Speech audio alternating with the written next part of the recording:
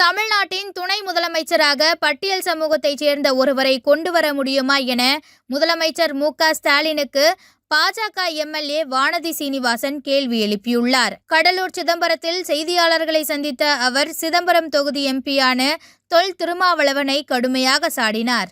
ஆன்மீக சுற்றுலாவிற்கு அதிகமான வாய்ப்புகளை பெற்றிருக்கக்கூடிய இந்த தொகுதிக்கு ஒரு எம்பி எப்படி கிடைச்சிருக்காருன்னு கேட்டா, கோயிலை இடிப்பேன், கோயிலுக்கு எதிராக பேசுறது, ஹிந்து மதத்துக்கு எதிராக பேசுறது, இதை முழு நேர தொழிலாக வைத்திருக்கிறவர் இங்க ஆன்மீக சுற்றுலாவை வளர்த்து எப்படி இந்த பகுதியினுடைய இளைஞர்களுக்கு வேலை வாய்ப்பு கொடுக்க முடியும் யோசிச்சு பாருங்க.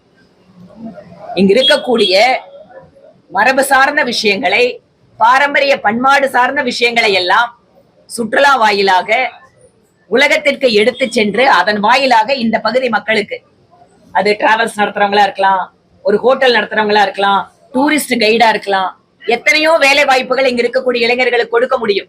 ஆனால் ஹிந்து மத எதிர்ப்பு, ஹிந்து கோயில்களுக்கு எதிர்ப்பு, ஹிந்து மதத்திற்கு எதிர்ப்பு என்று இருக்கக்கூடிய ஒரு எம்பியால் இந்த பகுதியில் இருக்கிற கோயில்களை எல்லாம் வைத்து இந்த பகுதி மக்களுக்கு எப்படி முன்னேற்றத்தை கொண்டு வர முடியும்?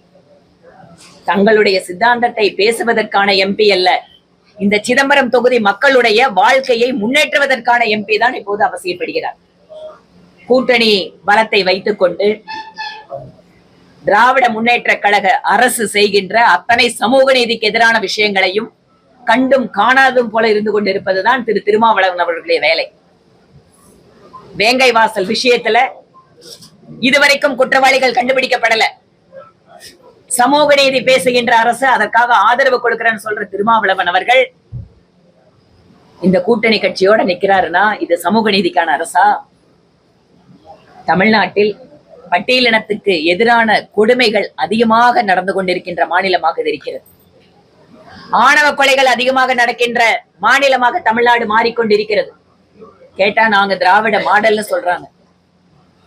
இன்று திராவிட மாடல் என்பது மக்களை ஏமாற்றுகின்ற மாடலாக, வாரிசுக்கான மாடல் தான் திராவிட மாடலாக இருக்கிறது. இதற்கு முன்பாக இருந்த எம்பி திரு திருமாவளவன் எப்படி இந்த தொகுதியை புறக்கணித்திருக்கிறாரோ, பட்டியலினத்தை சார்ந்த மக்களை புறக்கணித்திருக்கிறாரோ, அதற்கு மாற்றாக ஆக்கப்பூர்வமாக ஒட்டுமொத்த சமுதாயத்தையும் உள்ளடக்கிய வளர்ச்சியை நாங்கள் முன்னெடுப்போம். ஏனென்றால் ஜாதி, மதம் இவற்றை பார்த்து அரசியல் செய்து கொண்டிருப்பது காங்கிரஸ் திராவிட முன்னேற்ற கழகம்.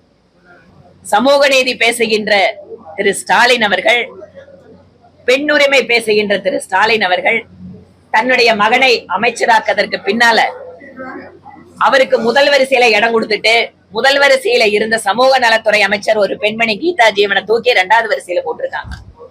இதுதான் அவங்களோட சமூக நீதி.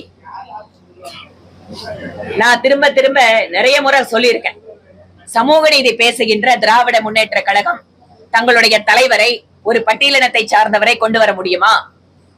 நீங்க முதலமைச்சர் ஆயிட்டீங்க, துணை முதலமைச்சர் ஒருவரை, பட்டியலினத்தை சார்ந்தவரை கொண்டு வர முடியுமா திரு ஸ்டாலின் அவர்களால்? உங்களோட முதல் வரிசை அமைச்சர்கள்ல யாராவது பெண்மணி முக்கிய இலாக்கால இருக்காங்களா? இதுதான் இவங்க பேசுற திராவிட மாடல் சமூக நீதி. இதற்கு எதிராக மக்கள் இப்போது உணர தொடங்கி விட்டார்கள். தாத்தா காலத்துல திரைக்கதை எழுதினாங்க, மகன் அதே திரைக்கதையை பேசினாரு, இன்னைக்கு பேரன் அதே திரைக்கதை வசனத்தை பேசிட்டு இருக்காரு.